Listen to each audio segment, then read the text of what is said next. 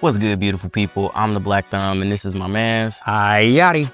And welcome to OK Bet Podcast, the podcast where two homies come together to catch up and talk about life, food, music, sports, entertainment, and so much more.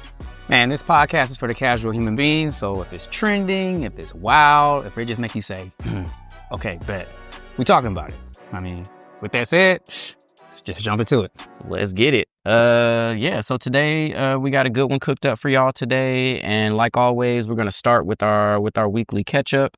So Ayati, take off, man. What's new in your world, bro? Partially still the same thing, you know, driving fucking traffic to Beverly Hills for work, tunnel work, shit been cool. It is what it is. It's just I could go on. That could be his own episode, or just what is just being in traffic, and then just working on the metro project. The tunnel work is just it's own little beast. It's definitely a unique type of environment. So we won't even go there. But on the bright side, I've got some good news. Got some new frogs. Okay. You know what I'm saying? So question for you.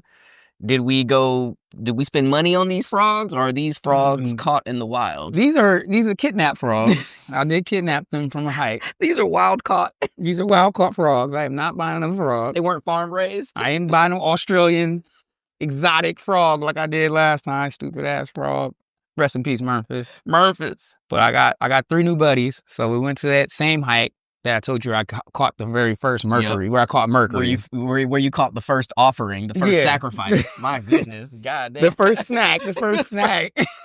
Memphis' last meal. This snack. Yeah, he ate that motherfucker. So I went back to that hike. Shout out to my little brother Clarence, because he went out there to go to that hike with me. I think I killed him on that hike. I gave him a warning, bro. I was like, yo.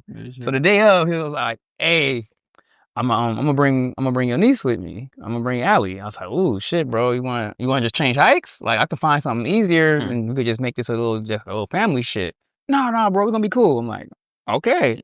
This is a fucking it's a 1.5 mile decline into the where the hike. That's where the little lake is at. Oh, damn. Or it ain't a lake. It's a fucking stream, a little creek. But you gotta imagine, that's easy going in. Yeah, but you gotta climb up out that mud. You got a 1.5 mile incline just up. Oh, I know what that 1.5 mile incline feel like, my guy. Like, yeah, we did that already. There's no plateauing in it. It just goes up until you get to the end. And usually it's hot as fuck up there. But today was cool. It was a nice 72. So I was like, this is awesome. But, you know, I'm starting to realize that what I find easy as fuck, I'm like, yeah, I'm gonna go get these frogs real quick. This is easy money for me. My older brother was like, this wasn't worth no frog. At the end, he was mad as shit. But I think my niece had a great time, because she was in her little cruiser on the back. She didn't have to do shit, so she just got carried the whole way. Yeah, because Clarence carrying, man, Clarence is a G. Carried a whole little baby. I took half of it though on the way up. I saw him, he like dying. I said, hey bro, you want to switch? Like, let me take Allie for a minute. So we switched back. I gave him my backpack, and I got Allie on my back, and I'm cruising the hill, Allie on my back. I'm just laughing and shit. Got her on my back and just doing my thing. And I'm telling you, I was not bothered the whole hike. Bruh, you in a different level of shape, my man. But yeah, so I caught these froggies. Well, one's just a frog. I only found one frog. Okay, so I caught tadpoles. And you have nurtured them into frogs? Yes, them motherfuckers. Okay, stop. Hold on. Yeah, stop. Those 2 little ones. Those are tadpoles. I fed them and everything. One of them only had 2 legs, and one of them had 4 legs, and I knew they were tadpoles, so I collected them motherfuckers. I wanted frogs. I wanted frogs, not a frog. And I'm not gonna come all the way down to this hike and not find what I'm looking for. So, and I forgot my fucking jar. That's what made me even more mad. I left it in the fucking car. We had already hiked all the way down. I got my backpack open and was like, fuck. I was like, Clarence, I left the jar in the car. He was like, fuck. So I took my water bottles and just hurried up and drank the water. So I had to catch these frogs in a water bottle, like that little hole. So I caught 2 tadpoles and a frog. Bro. And then the motherfuckers turned into fucking frogs. My man's out here on his Steve Irvine type shit, low key. Yeah, but I had them separate, because one was an actual frog, and with the whole incident with Memphis eating a little frog, I said, fuck that shit. I ain't taking no chances. So I gave them the names too, so they got names. All right, so I wasn't gonna replace Memphis and just say Memphis too. So That's fucked up. Murphys will Mercury go too. down in infamy, bro. That Like, name was tight, man. I wanted to reuse that name, but I just feel like it's not right. I agree. I think Memphis was one of a kind. Yeah, it was his own little thing. And then Mercury, even though it was short-lived, it was 30 minutes, but that was Mercury. That was Mercury's name. Mercury was his... Mercury, the sacrifice. Got eaten. So the new buddies is... The big one is Monty. Full name is Monty Mangosteen. That's hilarious. Full Monty. Monty Mangosteen. Monty Mangosteen. Yeah, that's the full name of that. Okay, so all right. So I want to interpret the last name. So is Mangosteen, is that based off of the topic that we did with my mans that created the Frankenstein tree with the 300 different mango types? You never seen a mangosteen? The little fruit? It's a weird ass fruit. That is the name of the fruit. I ain't never It's heard a real of that. fruit. Go Google it. But I thought you was mashing, it's a fruit. Man, you gotta see what a mangosteen is. This shit look crazy, bro. Like, it was an old Snapple flavor drink. You ever had the mangosteen Snapple? Nah, bro. I mean, I love me some Snapple, but I ain't had the mangosteen. Snapple be hitting. I must be sure I'm old, man. Shit. That's a mangosteen. Oh. This shit look like some damn garlic. Like a fucking... shit look like a damn... Snapple got a flavor of mangosteen. It's a mangosteen in something flavor Snapple. That shit look like it got like a garlic pit. Is that fruit? I don't know. Can you eat that It's shit? a fruit. I ain't never had the fruit. I had the juice. I mean, I drink the juice. Jeez. So, I just juiced this shit. Damn. Okay. Yeah. All right. So that's Monty Mangosteen, and then what are the other two names? Oh, and then we got Maybelline. It's Maybelline. Maybe she's made for it. What's the commercial? Maybe she's born with it. Maybe it's Maybelline. So yeah, that's why I named it Maybelline. She got a little eye streak and shit. And then the last one is Manhattan. Nah. I just always wanted a pet named Manhattan. I was gonna name a dog Manhattan. Yeah, that's a cute name. I like that name. So those are the three. How do you know? Do you know the sex of? Do we know? Like, is that a thing? Like, do frogs have? Do they have both or?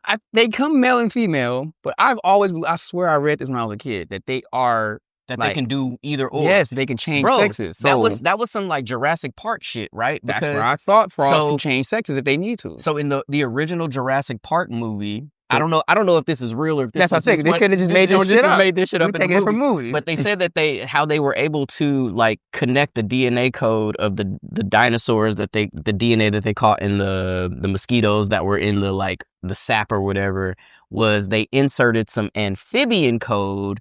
And that's when they found out, because they were like, oh yeah, the dinosaurs won't be able to procreate.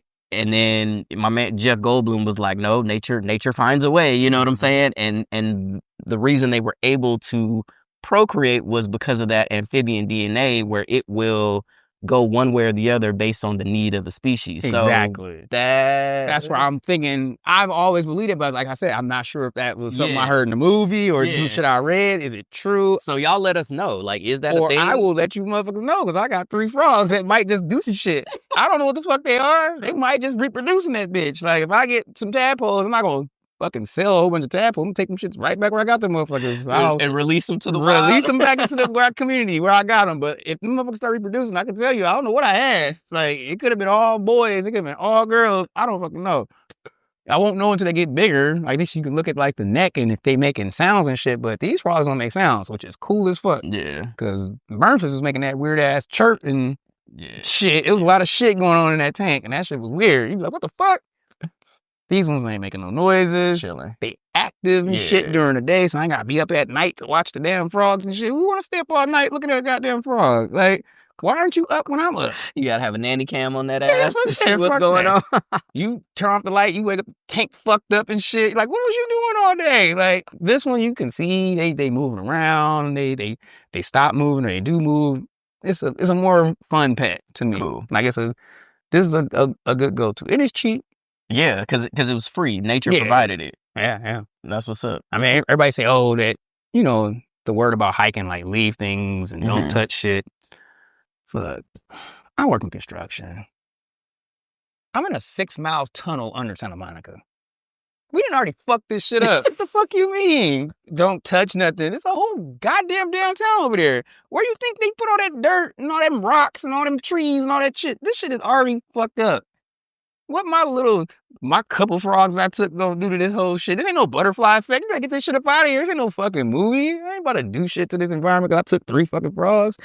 when all these corporations out here doing the most. Fucking shit up. Making plastics, micro shit. You don't get the fuck sending rockets into space, exploding, popping. These motherfuckers not even making it, just blowing up in space. Low key just for shits and giggles, just to be like, oh, we did it. It's like really no real pick purpose. your battles, leave my black ass alone on these hikes. Leave me the fuck alone. That's how I feel, though.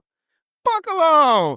They're not doing shit that's damaging nothing. Come on, get out of here. We doing some damage, trust me. Oh my God. There's some chemicals out here. Trust me. They already up under your feet. Yeah, bro. Them pipes and shit, they are up under your feet. It's seeping through. It is already there, buddy. It's emanating. It's already there. I ain't fucking up nothing with that little bit of shit I'm doing. So yeah. All right, bro. Anything else you wanna touch on? Oh yeah. Yep.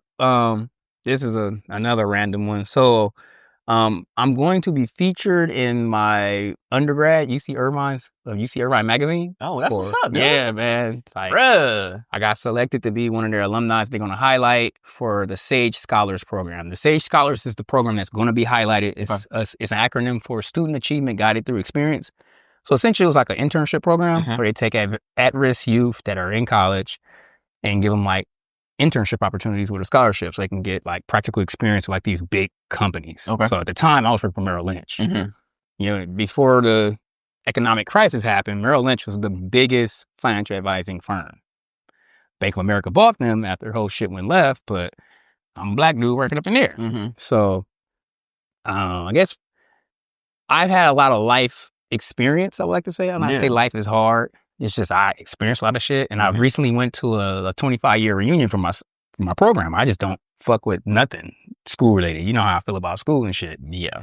But the former director, Karina Hamilton, shout out to Karina.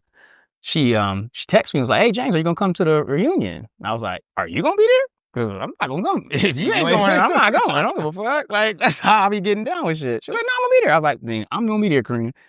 And it's just cool to catch up with everybody, but I met the current director, Nada. How you doing? Shout out to you too. But everybody was cool. And then she sent me an email and was like, "I just assumed you're going to do it, but I want to know if you would be one of the students that would be featured for the Sage Scholars." And I was like, "Yeah." So they got sent out a photographer and they got I got to talk to do a little interview. Yeah, a little short interview to get some information. Nice, and I'm like, cool. So the photographer already came, took some shots. They wanted to make it like the podcast. So it's basically like this couch and stuff. Oh, that's what's up. And they're going to highlight the podcast and highlight the book. So that'd be cool. But I'm still trying to like, I don't know if I have a hard time like, bigging myself up like, oh, I'm the shit. Like, I don't give a fuck. I think I didn't do shit. I think all I did was survive white supremacy at this point. Like, the fuck? Like, I did what I was supposed to do. Like, this country is trying to paint white criminals as like fucking heroes and trying to create Black scholars into criminals. Like, I just did what I'm supposed to do. Like, I've just been hit with so many fucking hard times. If you just know who you are, you're just going to do what you got to do. I'm not, just because things didn't work out, I'm not about to go out here and resort to what Black people do. Oh, I'm going to be a drug dealer. I'm going to be a gangster. What the fuck? No, I'm a Black fucking scholar. My fucking people are amazing. What the fuck? I just did what I'm supposed to do in my mind. I don't think I did nothing too special because I'm just a regular motherfucker. Like, you know me personally. I'm just trying to trying to make it. I know. I that resonates 100% because I feel like I'm very similar in the sense that like I'm not out here like I've never been the like pick me person. You know what I'm saying? I'm kind of like I just want my work to speak for itself. You know what I'm saying? I want my body of work to speak for itself. I want people to, when it's all said and done, I want people to remember me as someone that was a genuine, authentic person and that genuinely cared about people and was willing to serve others and hopefully I can, build a beautiful life out of what I've been given. You know what I'm saying? Hey. But at the same time, it's like I think as I get older, I recognize that like a lot of this shit ain't under my control. You know what I'm saying? Like we have very little control over the outcomes of these things, whether it's at work, whether it's through our political system, whatever. Like, and so you just try to control the things you can control and put your best foot forward in all situations, and you gotta live and die with the results of that. Yeah, bro. And that's all you can do. That's all you can do, because I'm sitting here like, y'all wanna highlight me? What the fuck can I do besides go get some goddamn school debt and fucking become an electrician, which I didn't need none of this school shit to do. And I was like, okay, I'm trying to figure it out, but it is what it is. But I think your story is a story of it's a story of resilience. It's like I kind of struggle with this idea of Black excellence because it kind of like it makes it seem like if you're not doing certain things that you can't be Black and excellent. You know what I'm saying? Yeah. Like it almost feels like it's there are only certain things that we acknowledge as Black excellence. So I think it's more accurate to talk about, let's talk about Black resilience. You know what I mean? How about Black regular? I think I'm Black regular. Yeah, and it extra shit. And I think we should normalize that it's okay to be regularly Black. You know what I'm saying? Like I'm not a thug. I'm not. It's just a regular motherfucker. You ain't gotta be the first person to do this and that for you to feel some level of validation or feel some level of accomplishment or feel like you belong or feel like you've done something of note. Like nah, like just getting out of your bed every day as a Black person is showing a level of resilience and willingness to get back in the fight that that should be recognized at a much higher level than it currently is. Because there's so many systems in play that like are actively fighting against you. And it's all these now I'm starting, as I got older, I understand what euphemisms are and stuff. Like when they say, oh, you're a first generation like college student. Mm-hmm. Now I understand the circumstances and the context of that shit. That means that there's no nepotism that's been taking place in my family for me to be able to do this shit. Right.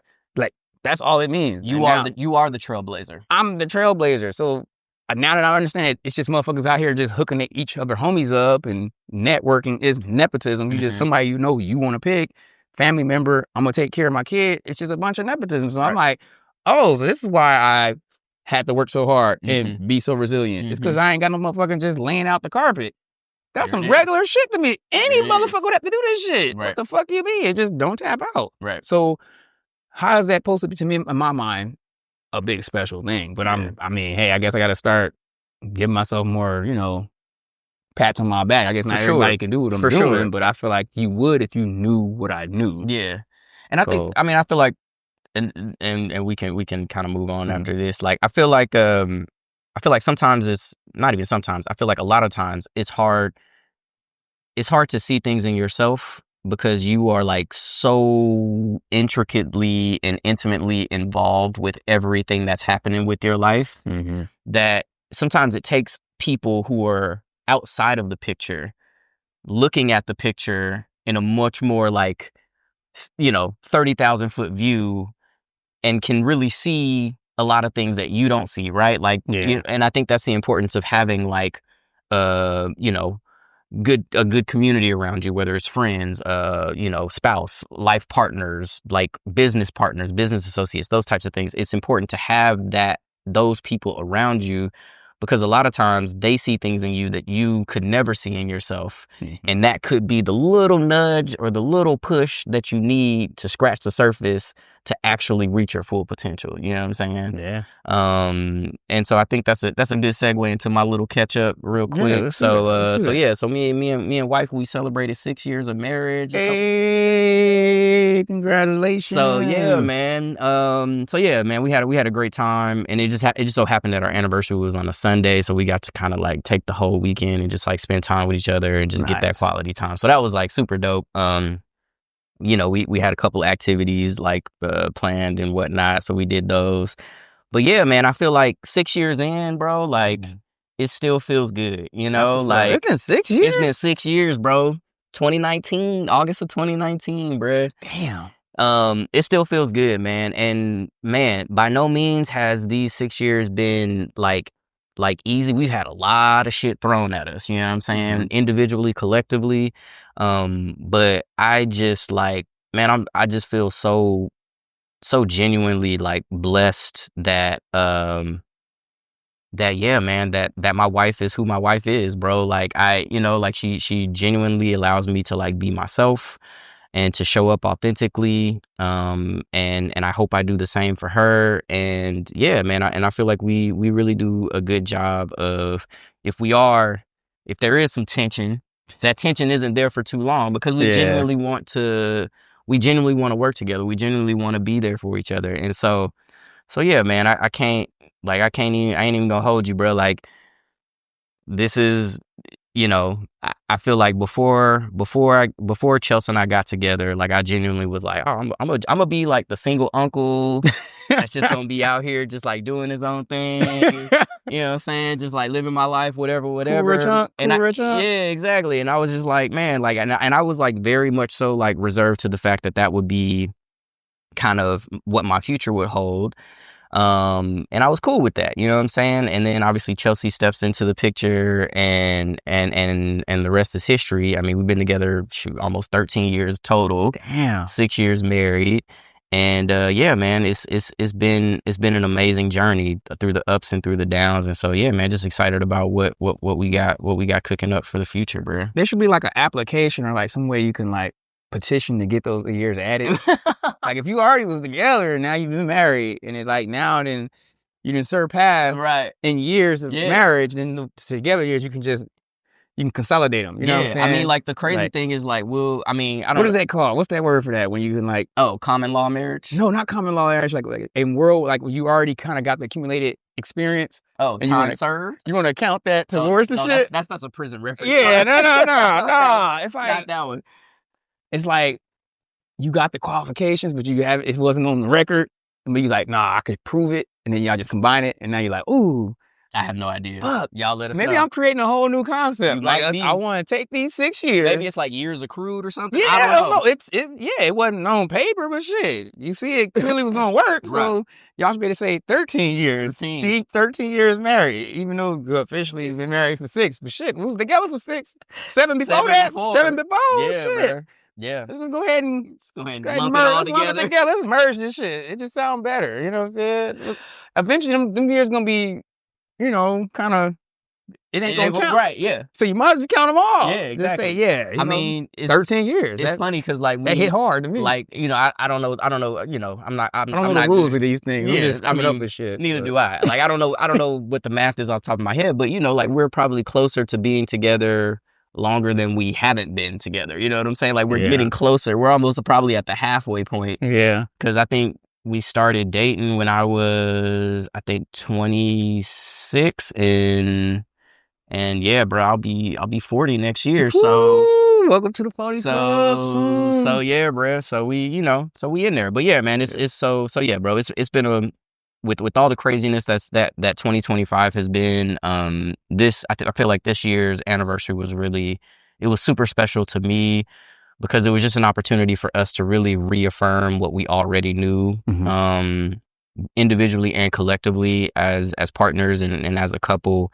That like we here for the long haul, and we are legitimately here for each other. So yeah, man, I couldn't be happier where we are in our marriage. All right, so Ayati, you were kind of leading the second portion of our discussion today. So I'm gonna let you set us up and set the audience up and kind of set the stage for us. Well, I mean, my brain just makes connections differently than folks. So in my mind, when you brought up like, hey man, it's our anniversary, it just clicked in my head about this idea of what it means to be a black man. So I don't know why that's the first thing popped in my head. I was like, my boy been married for 6 years, black man. And the first thing, like kind of these other things that pop out on social media is that right now, there's a black man that's married and he's catching heat because he participated in this, it's called the Red Dress Run in New Orleans. Okay. But he didn't tell his wife about it. So before we get to that part, because I don't know a ton about the Red Dress Run. I don't know nothing about it. I just some shit I saw on social media. I was like, this is fucking funny because they're like, is she wrong? Like, is she wrong or is he wrong? And it was one of them, it was a clickbait kind of topics. Mm-hmm. And I was like, I guess the event is real, but it's really causing a rift in the black community on this whole idea and identity of black masculinity. Like, okay. Is it? Because he's in a full-on red, like, sexy dress. He in a sexy dress out here just, bam, boom, doing his thing. And I guess his wife found out through social media that that's my husband.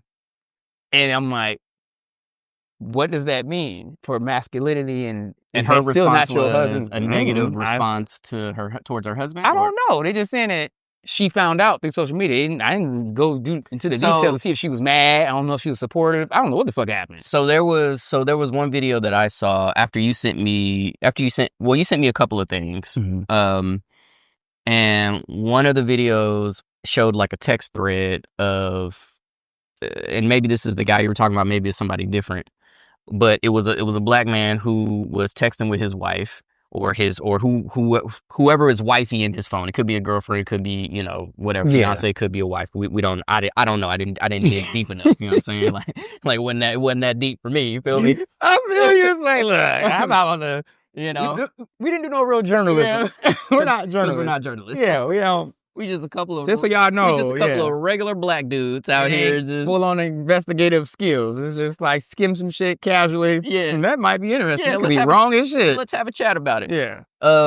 But the message thread essentially went like, he was like, oh, you know, like I'm in New Orleans or whatever. And I went to this event in New Orleans, and he was like, oh, I'm sorry I didn't tell you about it. And he was like, I'm gonna send you a picture. He sent a picture. It was him. it was him and I think a couple of his homies like in their red dress, and she just like went off. She was like, she what? lost her shit? She used a couple of emojis. She used a rainbow poop emoji. Like, this, what kind of boop boop? What kind of blankety blank is this? Like, snaps. Don't you come home? Like she kind of like, so that was the response that he got.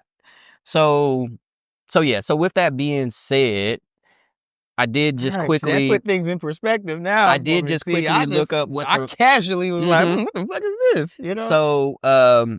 So the red dress run typically refers to a social running event where participants, including men and women, wear red dresses. It's often associated with charity fundraising and is a fun, lighthearted activity.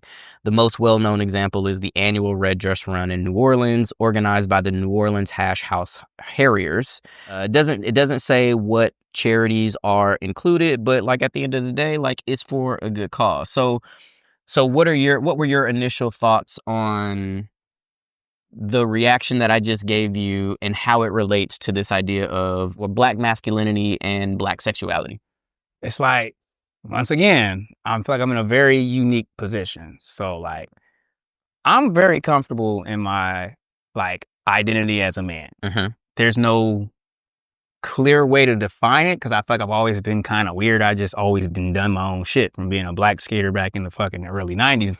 Cool, to being a smart black person in an environment that you're supposed to typically be a thug, to also currently now being an electrician, but at the exact same time I got a master's degree. So it's always some sense of I have to walk to the beat of my own drum when it comes to a lot of shit.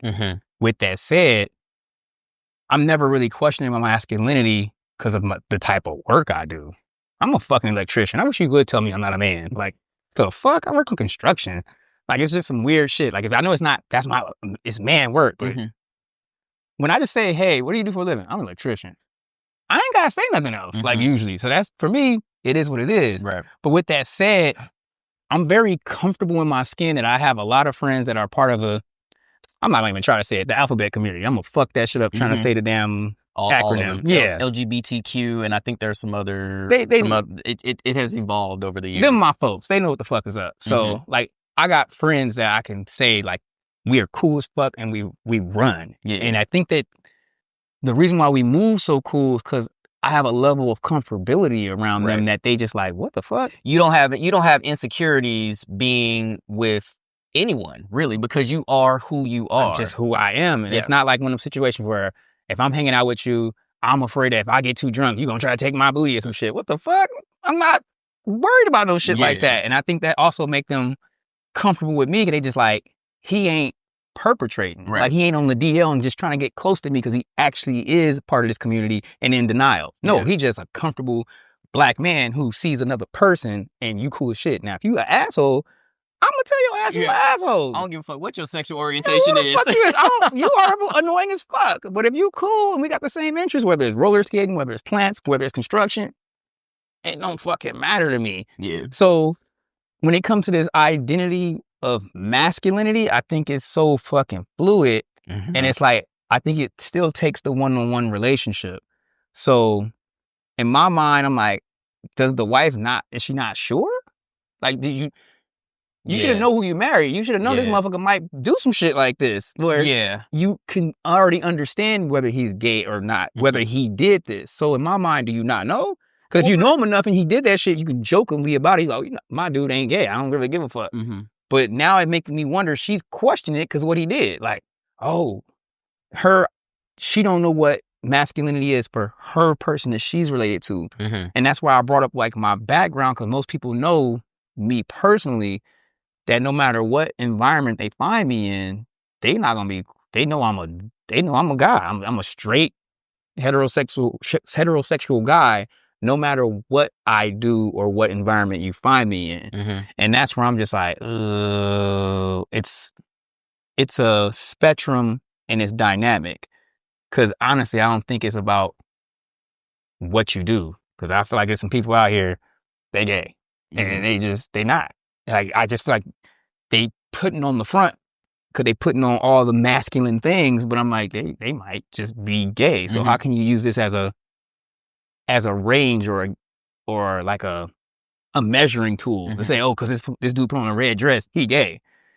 You might be wrong. You might be barking up the wrong tree. You know? And then there might be people that put on the outfit or the idea and the whole act of being like a part of that community and really ain't. And you'd be like, fuck, how would that feel? He's like, okay, they got the whole outfit on. I'm gonna go holler. Oh, I'm not. That would fuck you up. So I'm sitting there looking like, we shouldn't use this. And for me, it's more of a personal thing. I'm like, damn, you don't know your husband, in my mind, because you should have seen this shit coming. And you shouldn't be mad or be able to gauge it off of just him sending a picture. So I'm like, this ain't gonna last in my mind. I think just on a whole different thing, just your reaction is like, okay, you don't know this motherfucker. I mean, I think, so for me, I think you hit on a couple of things that were important. This idea of fluidity in masculinity, right? Like, there's no one way to be masculine. There's no one way to be feminine. And I think, especially when it comes to Black men, because we have been stereotyped over and over and over again from the time that we were brought here as a people. Initially it was, big, strong, can handle a lot, doesn't have emotions, we were seen as a commodity and seen as property and seen as basically as animals and not really as humans. And then I think over time, you pair what the system has kind of ingrained in us, in our DNA, and that trauma has been passed down from generation to generation. And then you pair that and layer that on top of what we have also self-imposed on ourselves as a community. And we have gotten to this place, I think, where like being Black is like, it's almost like if you're the one representative in the room, then you speak for the entire community, right? That pressure, right? And the thing is like, no, like, we are not a monolith as people. We are not a monolith as Black men. There is a range and a spectrum of these things. And when we do shit like that, we don't. Right. We reinforce that we are a monolith. That's what you're saying, bro. And my thought is like, whenever we step outside of what people expect Black men to be or what they expect Black men to do, we get this type of reaction from both the people on the outside and from people on the inside, because people out here clutching pearls trying to maintain this notion that the only way to be a Black man is to be hard as fuck. And I'm here to tell you that that's not really what it is. Like, I think in a lot of respects, like, the Black men that are out here portraying that persona are probably some of the weakest motherfuckers out there. Let's just be honest. Because to me, spiritually, mentally, emotionally. Because to me, real strength is being willing to be vulnerable. Real strength is being willing to show who you really are. Being willing to say, you know what? This is who I am. This is how I want to present, and this is how I want to show up in the world. And The people that rock with me are the people that I'm gonna fuck with. And the people that don't, that says more about them than it does about me. And I think for me personally, it has taken me a really, really long time to get to this place where like I am comfortable with who I am and I know who I am. And that doesn't mean that not to say that I still don't have insecurities, that I don't have limiting beliefs in certain areas of my life and that there isn't room to grow in those areas. But this notion that you can't wear that a man, number one, a man can't wear a dress, and in particular, a black man can't wear a dress and still be a man is like the furthest thing from the truth. Because I'll be honest, bro, like I have multiple articles of clothing in my closet that are women's clothes, and I rock them shits just the same. And a lot of times I like, those are my favorite pieces in my little catalog because I like the way it fits. I like the way that shit, you know. You see my cat vest? Yeah, my cat vest is a girl's vest. That's what I'm saying. So, and we have, and like y'all probably didn't know that we was wearing women's clothing while we were recording, but yes, we both have worn women's clothing while recording. And I think a lot of it is, it's about like, what are you comfortable with? What feels good to you? And if it checks those boxes, then fuck all that other shit. Like, that's just kind of how I feel about it. And so yeah, man. Let me see. I put some notes on. Whatever you cooking, brother. Go ahead. Cause all I'm gonna say is some people can't pull it off though. I think it's just we kind of got swag. Don't try this at home, kind of shit. That cat vest is fly as fuck, but I think everybody can rock that motherfucker. Like, you gotta look in the mirror before you leave the house now. I'm just saying, just because you can, don't mean you should. So yeah, so for me, it's like, man, like I think it's the actual opposite.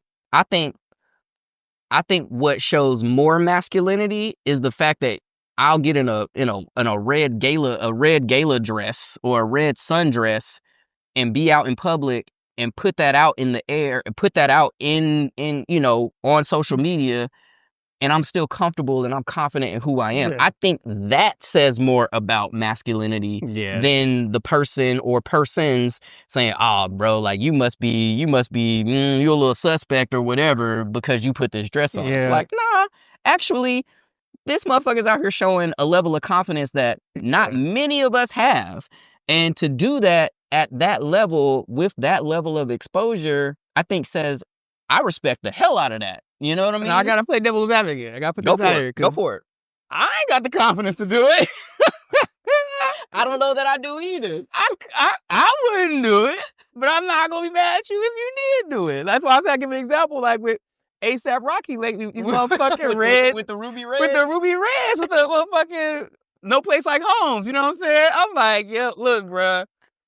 When somebody said, I read that comment, somebody said, no man wearing the red pepper steppers is ever getting a date with me. I was dead. I was like, them little red slippers, motherfucking heel. First off, motherfuckers look like they hurt. My feet are fucked up. Y'all don't understand. My feet, I'm working construction. My shit be hurting. Ain't no way I'm wearing them shits on my day off. You know, I be hearing them shits. Nah, I feel it. But I do got to give him the benefit of the doubt. At the end of the day, he impregnated Rihanna 3 times. He got 3 babies by her. So, I mean, Rihanna to me is, you know, hottest one on the planet. So, it's like, he must be doing something right. So, now, would I do it? Yeah. No, I ain't wearing them slippers. So me personally, like, I'm not mad at the shoes. And if we really like take a step back from all of this and we just creep back to like colonial times and, you know, before like the Pilgrims and all them motherfuckers came over here, like that was male fashion. Let's be honest. Everybody had the clickety clacks back then. With the stockings and the little baby platform shoes with the little buckles and shit. Yeah, like that's what it was. That's how motherfuckers out here wearing wigs and shit. Like that's how it went down. So let's be honest about this. You know what I'm saying? Like we can't really get too pressed about these things. Just like you can't really be. Why we catching the pressure? Yeah, right. I'm saying, like, why we ain't start this shit? Okay, and watch this, bruh. Because you know, whenever we do something, whenever black people do something and step outside the box or do something that was unexpected, and this seems to be one of those situations where we got a bunch of black men wearing red dresses, for basically they're in costume. This is no different than going to a Halloween party. This is no different than doing a fucking like color run. This is no different than doing like a Tough Mudder or you know, one of them costume runs where you dress up as Fred Flintstone and do a 5K. Like this is all in the same category. And I think what we're also missing is this idea that like it's for a good cause. Yeah. You know what I'm saying? Like the lengths that people will go to do the most frivolous shit, but we out here tripping on some dudes putting a dress on, some other battles out here we could be mad about to serve another community. Like, miss me with that. So as it relates to the red pepper steppers, like I'm not mad at it. I probably wouldn't wear it because like you, I'm about function in a lot of these situations. And yeah, I ain't trying to squeeze my little baby ass toes in them shoes, bro. Like I ain't got it. I ain't gonna be able to do it. I already know off top. You know what I'm saying? But to think that, you know, to associate red pepper steppers, black men in red dresses with this idea that if you put that on, you must be gay or you must be a part of that community. Like, I think that says more about you than it does about the people who are wearing those garments and presenting in public that way. Exactly. And I think they're trying to like minimize the community as well. Like, you literally tell me that's all that community is.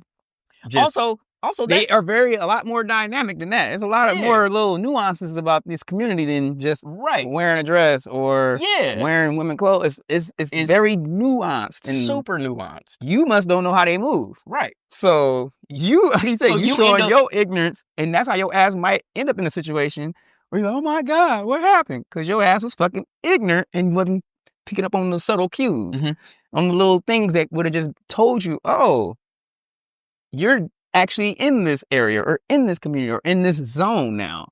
And you was blinded by just looking for something specific. Well, he ain't got no girl shoes on. He ain't got no girl clothes on. You being a fucking fool. Like, this motherfucker be the motherfucker right next to you in the motherfucking construction site the whole motherfucking time. And your ass don't know how to fuck the community nuanced and moves. Right. And now your ass been up here flirting for the last year and a half. So I'm like, that's why I'm just like, I'm torn. It's like I'm on one side of it, I'm a old school fucking sometimes offensive black man. And then on the other side of it, I'm also a very progressive and understanding and know that this world is, like you said, a spectrum, dynamic. And a lot of this shit, honestly, just really don't matter. Yeah. Like, and I mean, let's be honest, man. Like it's 2025. If you're still pressed about someone who is pushing gender roles or you know, or leaning into being more masculine when they present as feminine or being more feminine when they present as masculine, then again, I'm going to encourage you to look in the mirror and do a little soul searching, check in with yourself and figure out what the fuck is going on with you, because this is about you. It's not about them. Got your ass. What got you so got you so mad? Got you so pressed. Got you so mad. What they eat don't make you shit? What the fuck? I don't care who you laying down with. That should not even know what I'm saying. Why are you so stressed? Oh, I gotta do something. That's what I'm saying. Put your ass down. And I think for me, like, and this is like a little callback to my ketchup, like, and this is why, like, I fuck with my wife so much, is because like she genuinely doesn't care like how I present, because I present the way I want to present. No one has control over what I put on my body. No one has control over how my hair looks, how I grow my hair, how I present to the world. Like, that is my choice to make because I have the autonomy to make it. And it should always be. It should always be. And I get that that hasn't always been the case in our country's history. And so there are people that feel that there still should be parameters or norms that are imposed on us as men, and in particular as black men, to uphold this public persona or this public illusion of what it means to be a black man in America. But let's be honest about this shit. There is no template for that. That shit doesn't exist. We are our own individual template. Everybody is their own unique template. There is no standard or benchmark for what that shit looks like in the real world. And the sooner people get to that point, not just logically and in their brain, but more importantly in their heart, the better off we'll be, and we'll be able to actually make real progress where it matters, because we're not gonna be tripping about dumb shit like motherfuckers wearing a red dress for charity. Like, for charity. Like, is this motherfucker taking care of his kids? Yes, bro. I literally wrote that in my notes. I was like, is he is taking care of his business? Is he, you know what I'm saying? he out here? Is he providing? Is he a good partner? Is he a neighborhood terrorist? Like, let's call it, man. Leave my mans alone.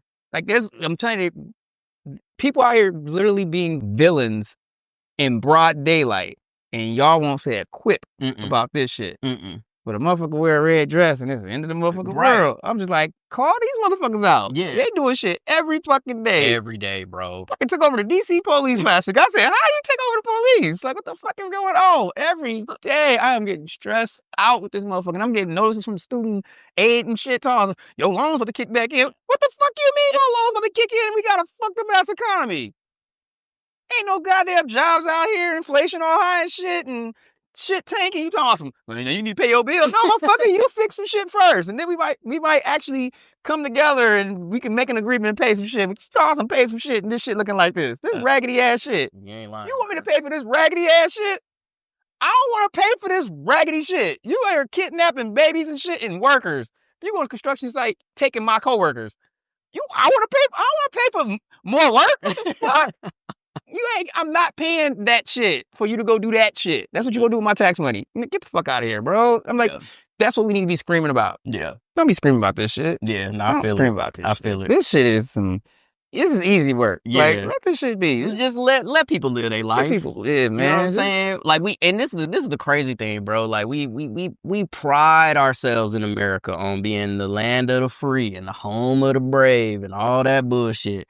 But let anybody step outside of what the system has designated your role in society to be, and it fucks up the whole continuum.